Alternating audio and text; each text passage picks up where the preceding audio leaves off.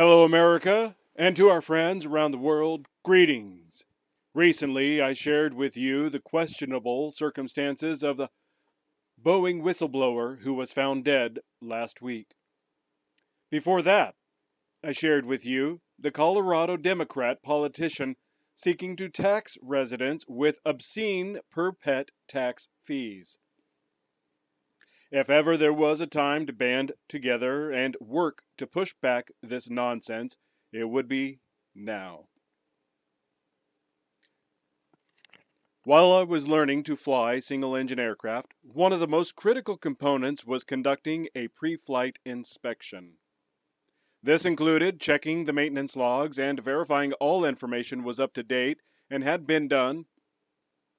Also, physically walking around the aircraft, touching the skin to ensure there weren't any stresses, looking at the aircraft from every conceivable angle available for any damage or signs of wear, starting at one point and working myself around, checking the leading edge of the wing, ensuring the pitot tube was clear, the engine cowling was empty of anything, debris, nests, animals, that the prop would turn and was in excellent condition, checking it much in the same way as I would the wing, leading and trailing edges, ensuring the ailerons functioned in opposition to each other, or together to climb or descend.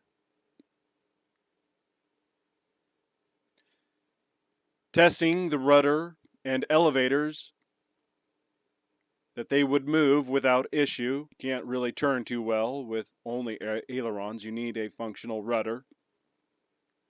You can't really climb or descend very well without a functional elevator. The landing gear and lights, verifying they were in quality condition. This pre-flight would take some time, and it involved more than just what I've described. The time I had in the military and my sense of self-preservation instilled within me an inability to accept nothing short of excellence in my pre-flight. It was hammered into me the importance of using a checklist, because even the most veteran of pilots can overlook something if it's done by memory. Ultimately, a pre-flight is conducted to reduce the variables that would otherwise increase one's rate of failure. Perhaps at some point in the future, I'll share one of my most educational stories. It didn't occur to me, but it has stuck with me over the last 30-some years. To blindly accept that this and more, which I am going to share later, was only an accident is unacceptable. 9 March 2024. Boeing safety fears as Alaska Airlines plane carrying pets lands with cargo door open. An Alaska Airlines plane carrying pets was found with an open cargo door as it touched down, sparking more Boeing safety concerns after it was spotted by concerned passengers. By Sam Elliott Gibbs, The Mirror.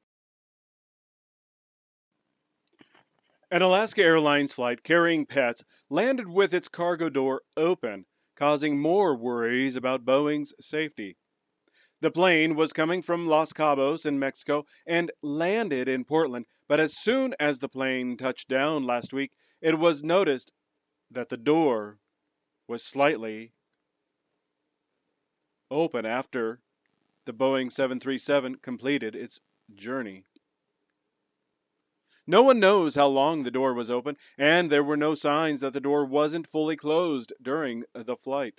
This could mean the door opened after the plane landed, meaning it wasn't properly secured to begin with. I include that not to be condescending, but as a measure of the pre-flight. That was one of the things that you did, is you verified that each and every compartment that was capable of being opened, that it was fully secured. This included cargo hatches, fuel caps. My time in the military, we referred to it as a positive connection check, that you do not disconnect your oxygen life support equipment to verify that it had been connected. You verified that it was connected by having it connected and then following from your face down the line from the mask to the hose to the Crew 60P to the ship oxygen line, that those were all seamlessly connected. There were no reports of any missing or hurt pets. They're very fortunate. The pets, the airline can go jump off a cliff. However, Alaska Airlines made a statement after the flight last week.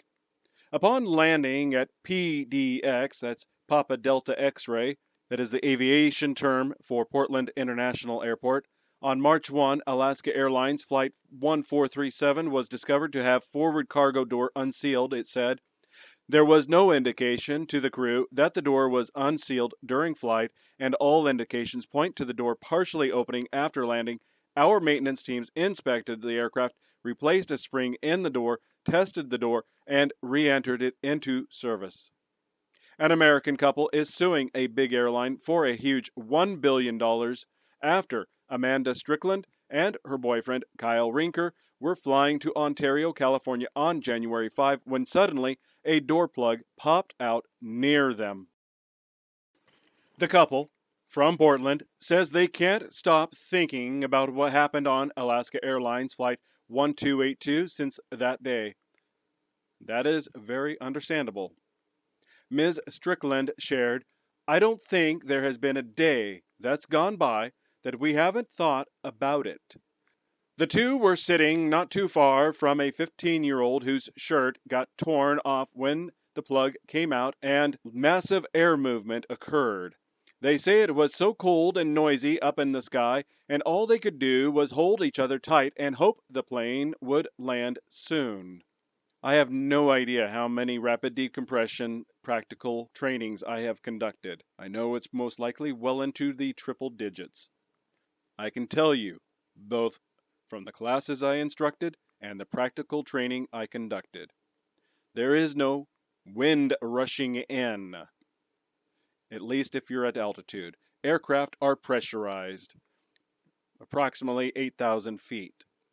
The pressure differential is the air movement from the pressurized cabin rapidly escaping that pressurized cabin to the lower pressure outside.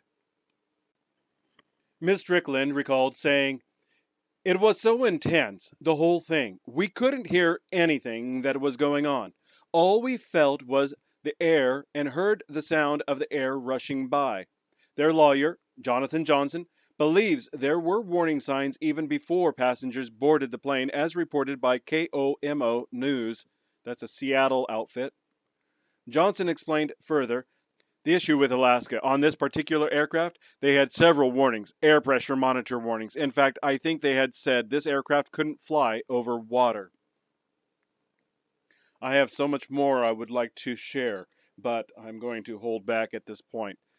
I will briefly tell you that if you are curious about what it is and it occurs with a rapid decompression, there are 3 resources. 1, type into any video search engine, whether it's YouTube, Rumble, BitChute, Aerospace Physiology, U.S. Air Force, rapid decompression. Number 2, the movie Goldfinger. Perhaps a bit dramatic with their license, with Goldfinger at the end, but for the most part it tells the tale. Number 3, Star Wars, The Empire Strikes Back, when the window cracks and Luke Skywalker is hurtled out onto the catwalk. The fog, the rushing wind. Again, not quite exact, but it gives you an idea. And in all honesty, I enjoyed participating in rapid decompressions. It freaked the crap out of my students.